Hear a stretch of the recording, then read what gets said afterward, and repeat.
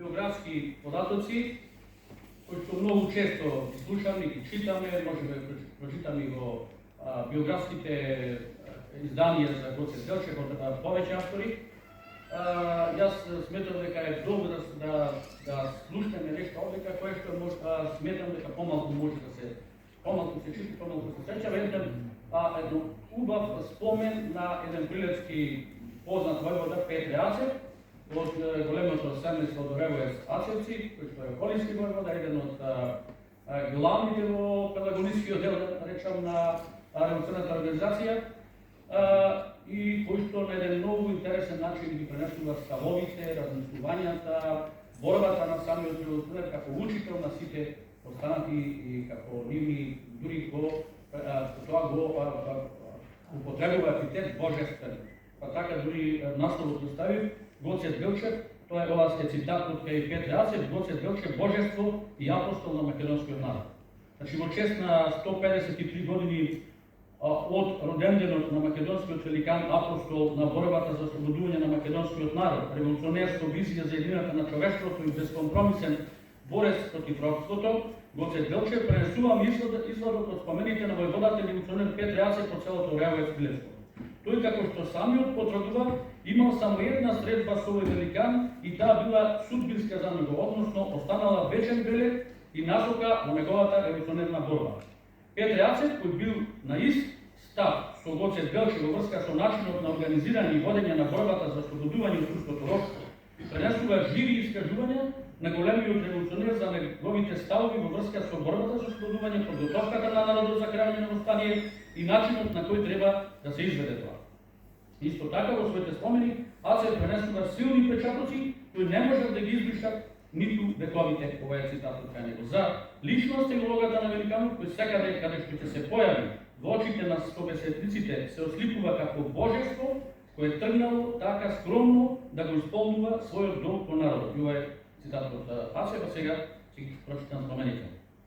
Расправајќи се со писма со окружниот комитет за желбата да се уреди станица во некое село, за да не влегуваат наши луѓе во Битола, добив писмо од Прилепскиот околински комитет со кое ме известува за пристигнувањето на Гоце Делчев и ме канеа да одам за да се сретнам со него, зашто се брзал да замине за Битола. Та немал време да дојде во Крушевската околија, значи го канат Петре Ацев во Прилеп. Заминав и се сретнав во конакот на монахот Козма. Морам да избавам, монахот Козма е дојден во Прилеп некаде пред 900-та година. Нема своја парофиска должност, меѓутоа е многу високо, како да кажем, едуциран христијански православно и многу од него учат.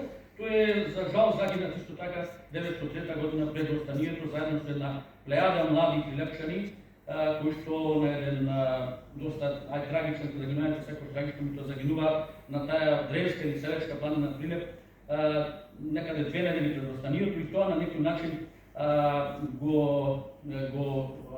убива револуционерното движење во Прилеп баш пред восстанието и да се намали учеството во тоа восстание.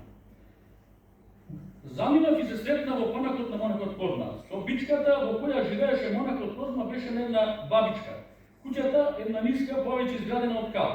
Гоце се извини дека го среќавам во такви услови, велејќи.